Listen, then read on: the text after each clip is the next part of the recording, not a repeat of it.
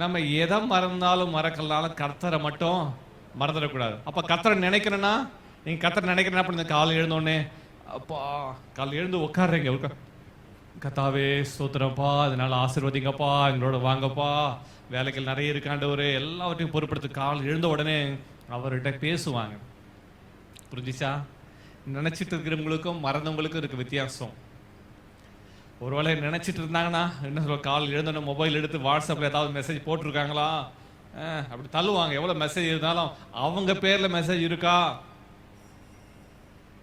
அவங்க கிட்ட ஏதாவது இருக்கா?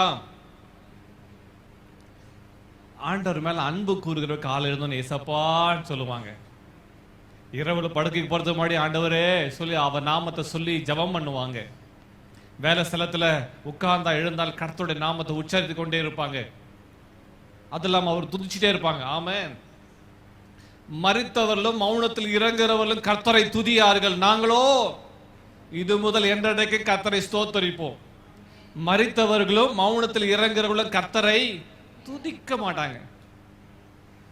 கர்த்தரை மறக்கிறவங்க துதிக்க மாட்டாங்க, ஸ்தோத்தரிக்க மாட்டாங்க, சர்ச்சுக்கு வர மாட்டாங்க. ஆனா கர்த்தரை நினைச்சிட்டு இருக்கிறவங்க என்ன சூழ்நிலை வந்தாலும் கர்த்தரை தேடி தேவனுடைய ஆலயத்துக்கு தேவ பிரசனத்துக்கு வந்து ஸ்தோத்திரம் பண்ணி ஜெபம் பண்ணிட்டு போவாங்க.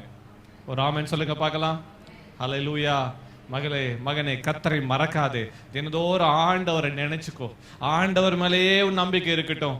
உன் எல்லா வேலையில ஆண்டவரே சொல்லுங்க. நீ என்ன செய்து கொண்டிருந்தாலும் அந்த வேலையில கர்த்தாவே சொல்லி ஆண்டவர் நாமத்தை சொல்லி ஜெபம் பண்ணு.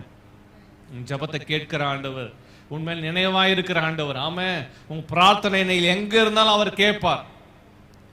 அல்லேலூயா.